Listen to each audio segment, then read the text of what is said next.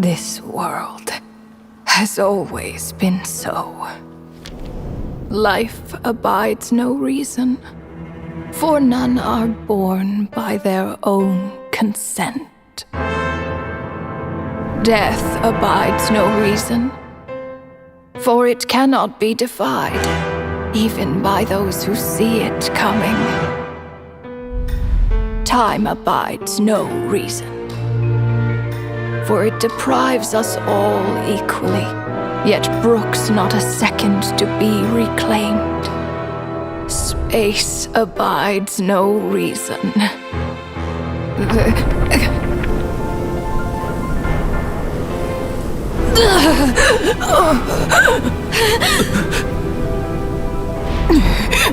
The ruler of space stopped the golden-haired twin travelers and mercilessly tore them apart.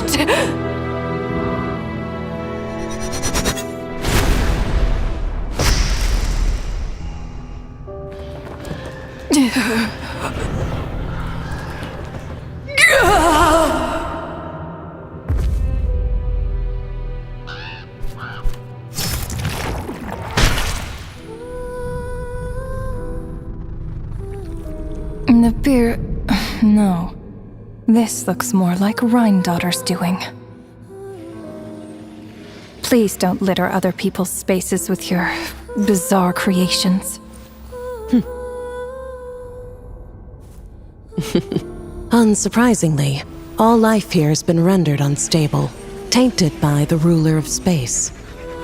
I have seen enough to know that repeating this experiment would be fruitless.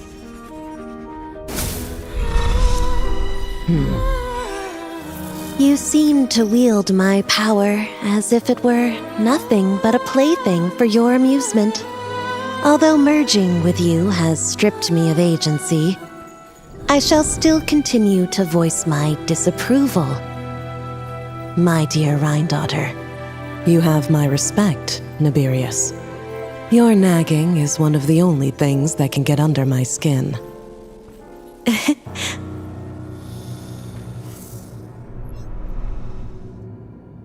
And you, Istaroth, why did you bestow history upon them? I had to find some way to pass the time, did I not? After all, it's clear that Asmodee is not here. Well, perhaps you could share your input a little earlier next time. But you're right, there's no trace of Asmodee here. Where has she gone? Anyway, it's time I put this space out of its misery.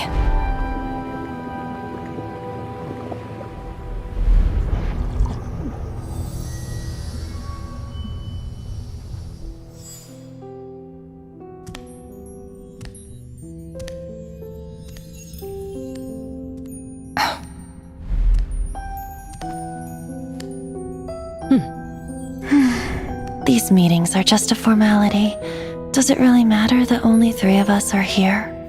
I, for one, think that we should find her.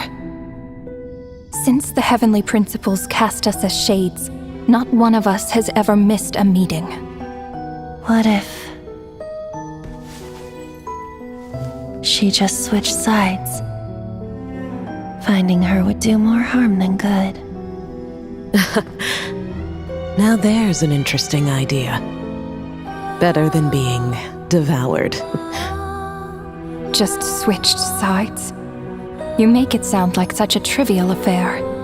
We are shades, shadows of the heavenly principles. It's unthinkable. Unless she loves her new master more than her own self. Ronova, do you know that you're being watched? By whom? Whose gaze could pierce this far?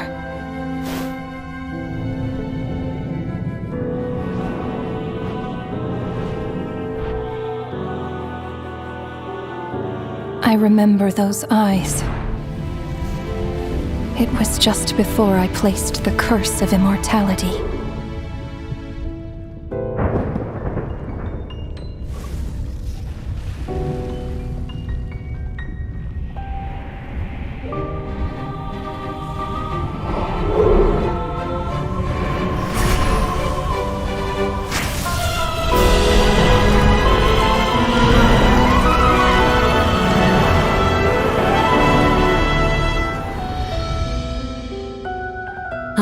Yes, he's an old acquaintance of mine. I'm sure that working for the Tsaritsa has helped him let go of his past obsessions. The Cryo Archon. With her paltry powers, she dares set her gaze on the heavenly principles. The heavenly principles have yet to awaken. If I were her, I wouldn't pass on that opportunity either. My dear Rhine daughter, you know I cannot allow you to think that way.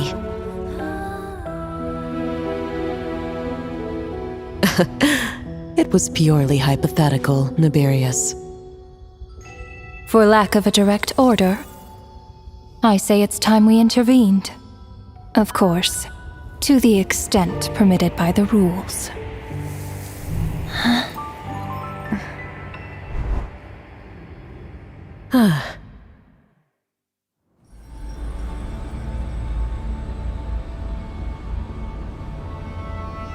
The gaze of the gods has always been considered a blessing.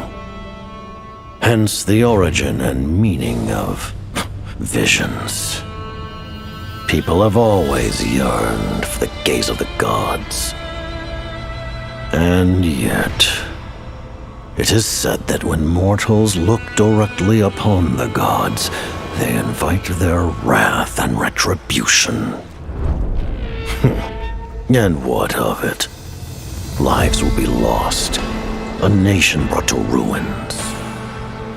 So be it. It is nothing I have not endured before. I already know the price of gazing upon the gods. So tell me, what is the price of killing a god? The god stays silent, as if the thought had never once crossed his mind. To all those who dare not look up to the heavens, Her Majesty the Tsaritsa says this. Behold, even the gods have their limits.